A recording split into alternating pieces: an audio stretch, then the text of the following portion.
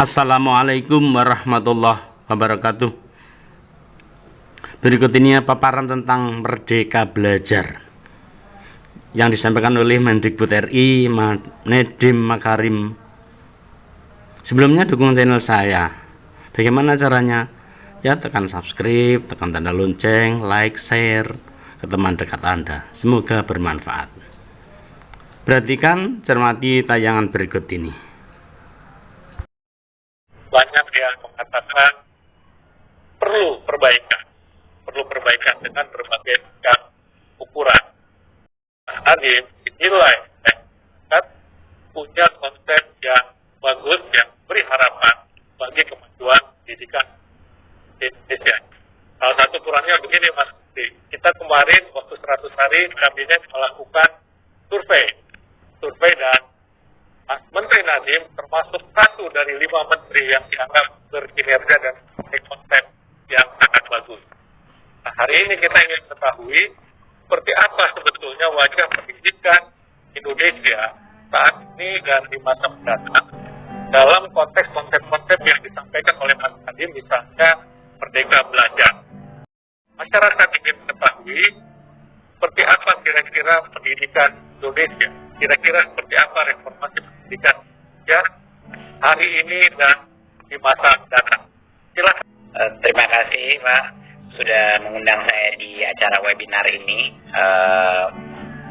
Saya sedang di rumah dan semua pekerjaan dilakukan dari rumah, jadinya kami di Kementerian Pendidikan dan Kebudayaan terpaksa berinovasi dengan cara-cara pola-pola bekerja yang secara cukup menggembirakan, ternyata lebih efisien, Mas, gitu. Jadinya tapi ya tentunya banyak sekali tantangan-tantangan yang kita hadapi. Untuk poin yang pertama adalah menurut saya krisis COVID-19 ini bukan malah memperlambat, tapi malah mempercepat inovasi di dunia pendidikan kita, karena kita semua bukan hanya kementerian, tapi guru-guru, orang tua, murid, semuanya terpaksa untuk paling tidak mencoba melakukan cara-cara pembelajaran melalui teknologi, dengan jarak jauh, melalui TV, dan lain-lain, untuk bisa mencari cara-cara unik dan baru di dalam tantangan yang dihadapi masyarakat Indonesia. Jadinya karena kita semua terpaksa, disitulah roda inovasi bergerak jauh lebih cepat. Jadi menurut saya, walaupun krisis ini dampak ekonomi, dampak kesehatan, dan juga dampak pembelajarannya sangat besar, gitu. Saya mengakui bahwa pembelajaran online itu sangat sulit dihadapi bagi banyak sekali masyarakat kita.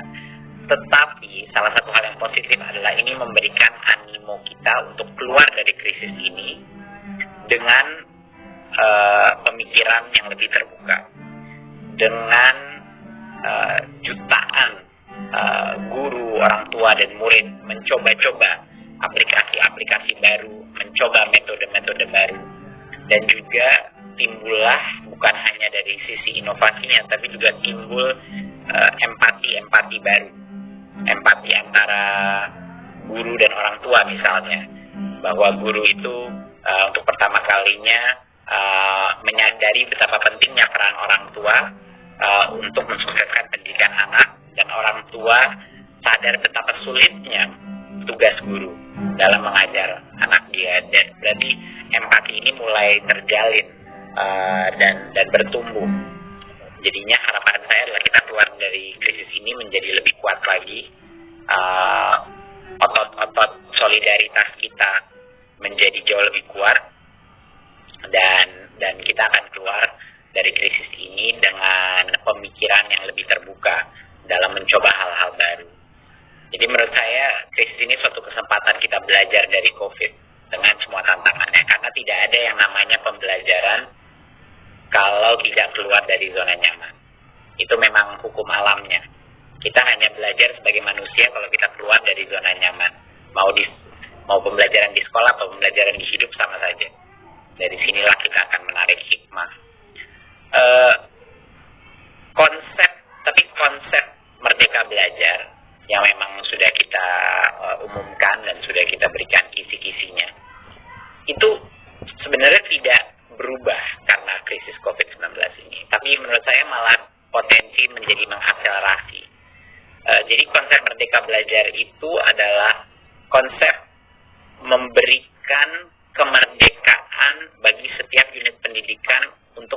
inovasi.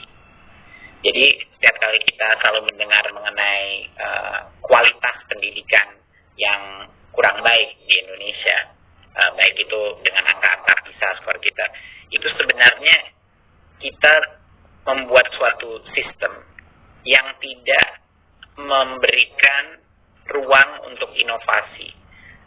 Karena melatih suatu manusia atau melatih suatu murid atau anak itu adalah suatu tugas yang luar biasa sulitnya dan luar biasa rumitnya. Dan tidak bisa kita menggunakan satu bentuk atau satu cara saja, karena anak di Papua, di Maluku, di Sulawesi, di Jakarta, di DKI itu semuanya berbeda-beda. Dari sisi kebudayaannya berbeda, dari sisi kearifan lokalnya pun berbeda, sisi sosioekonominya berbeda, kondisi infrastrukturnya berbeda. Jadinya keberagaman dan berbagai macam teknik dan inovasi yang cocok untuk masing-masing daerah, masing-masing sekolah, masing-masing anak, itu semuanya bisa dilakukan hanya dengan teknologi. Jadinya Merdeka Belajar itu tidak akan mungkin bisa berhasil tanpa teknologi. Dan teknologi bukan semuanya online, teknologi bisa macam-macam. Ada teknologi guru yang menciptakan sistem untuk datang mengunjungi murid satu persatu, atau untuk menitip PR atau menguat PR, menciptakan proses kurirnya sendiri, itu merupakan satu teknologi tersendiri. Menggunakan TVRI sebagai sumber pembelajaran merupakan teknologinya sendiri. Jadi ini semua yang kita sebutkan teknologi itu akan kita gunakan dalam mengimplementasi Merdeka Belajar. Tapi strategi ke depan kita tidak akan keluar daripada esensi dari pendidikan, yaitu sebenarnya kualitas guru. Kualitas guru itu adalah yang terpenting, tidak akan mungkin bisa digantikan dengan teknologi. Jadi fokus inisiatif teknologi kita adalah untuk membantu guru meningkatkan potensi mereka, dan untuk mencari guru-guru penggerak yang terbaik di seluruh Indonesia dan memastikan bahwa mereka bisa menjadi pemimpin pembelajaran di dalam sekolah-sekolah di seluruh Indonesia. Dan konsep bagaimana kita melatih guru pun akan berubah, di mana tadinya itu guru itu dilatih melalui seminar-seminar atau workshop-workshop, tapi sekarang kita ingin merubah paradigma itu untuk melakukan pelatihan yang sifatnya lebih praktis, pelatihan di dalam sekolah-sekolah tersendiri. Makanya salah satu ide kita adalah untuk menciptakan sekolah penggerak, di mana sekolah-sekolah ini akan tersebar di seluruh Indonesia dan akan menjadi pusat-pusat pelatihan di daerah-daerahnya mereka sendiri. Dan tentunya untuk mendukung Merdeka Belajar, salah satu yang terpenting adalah untuk membuat suatu kurikulum atau mempermudah kurikulum yang gampang dimengerti dan juga jauh lebih fleksibel, sehingga guru-guru bisa memilih konsep-konsep atau pembelajaran dengan kualitas tinggi, tapi yang cocok untuk level kompetensi dan juga passion daripada siswa-siswinya. Jadi itu adalah esensi Merdeka Belajar dari sisi kurikulum.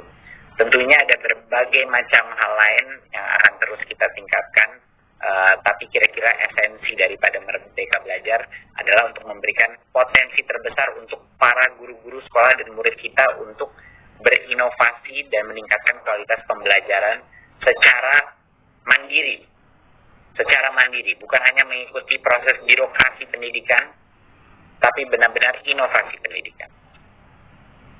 Terima kasih.